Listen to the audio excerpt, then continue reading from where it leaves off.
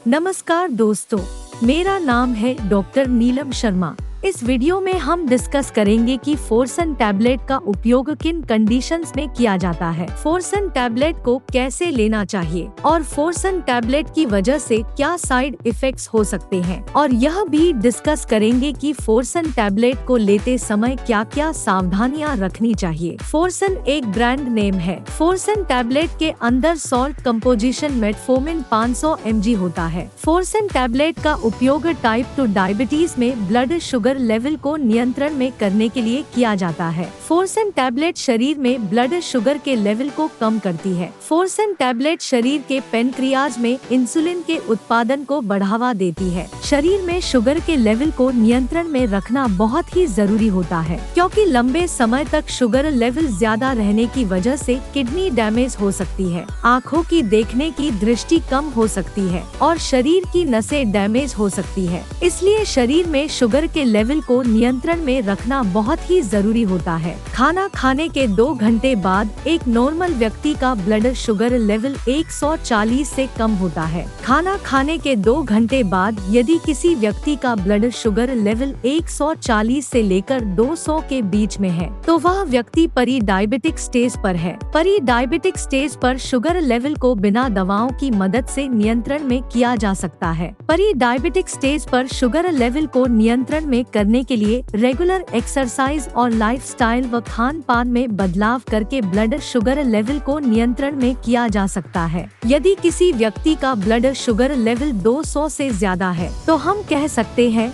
कि उस व्यक्ति को डायबिटीज की समस्या है। दोस्तों, अगर आपको वीडियो पसंद आ रहा है तो कृपया वीडियो को लाइक करना व चैनल को सब्सक्राइब करना न भूलें। साइड इफेक्ट्स की बात करें तो वैसे तो ज्यादातर व्यक्तियों में फोर्सन टैबलेट की वजह से कोई साइड इफेक्ट्स नहीं होते हैं, लेकिन कुछ % व्यक्तियों में फोर्सन टैबलेट की वजह से कुछ साइड इफेक्ट्स हो सकते हैं, जैसे उल्टी आना, उल्टी आने का मन होना, पेट में बेचैनी होना, चक्कर आना, मुंह के स्वाद में बदलाव होना, दस्त होना, पेट में दर्द होना और भूख कम लगना आदि साइड इफेक्ट्स फोर्सन टैबलेट की वजह से हो सकते हैं। इसके अलावा लंबे समय तक फोर्सन टैबलेट का सेवन करने की वजह से शरीर में विटामिन B12 की कमी हो सकती है। वैसे फोर्सन टैबलेट की वजह से ब्लड शुगर लेवल बहुत ज्यादा कम नहीं होता है, लेकिन यदि आपके डॉक्टर ने फोर्सन टैबलेट के साथ दूसरी शुगर कम करने की दवा दी है, तो ब्लड शुगर लेवल बहुत ज्यादा कम भी हो सकता है। ब्लड शुगर बहुत ज्यादा कम होने पर जी मिचलाना,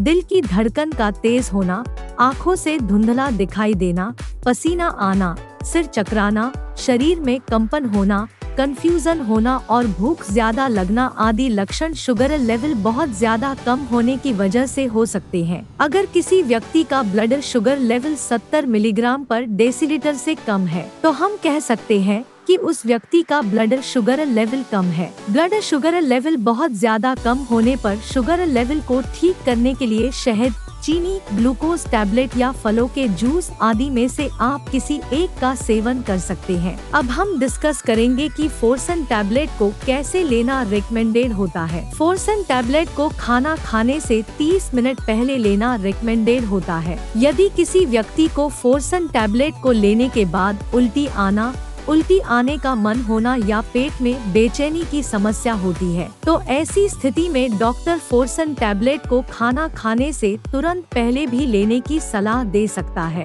18 साल से अधिक उम्र के ज्यादातर व्यक्तियों को डॉक्टर फोर्सन टैबलेट को दिन में 1 से लेकर 2 बार लेने की सलाह देते हैं। फोर्सन टैबलेट की डोज उम्र, शरीर के वजन और ब्लड शुगर के लेवल के आधार पर कुछ व्यक्तियों में इससे अलग भी हो सकती है। अब हम डिस्कस करेंगे कि फोर्सन टैबलेट को लेते समय क्या क्या सावधानियां रखनी चाहिए। शुगर को अच्छी तरह से नियंत्रण में करने के लिए आपको फोर्सन टैबलेट के साथ साथ रेगुलर एक्सरसाइज करनी चाहिए, चिंता व तनाव से बचना चाहिए, पर्याप्त मात्रा में नींद लेनी चाहिए और यदि आपके शरीर का वजन ज्यादा है तो वजन को कम करना चाहिए। ब्लड शुगर बहुत ज्यादा कम होने से बचने के लिए आपको फोर्सन टैबलेट को लेने के बाद खाने को स्किप नहीं करना चाहिए और आपको फोर्सन टैबलेट को लेने के बाद आपको अपने रेगुलर शेड्यूल पर खाने का सेवन करना चाहिए। अगर आपको फोर्सन टैबलेट का सेवन करते समय भी बार बार पेशाब आना,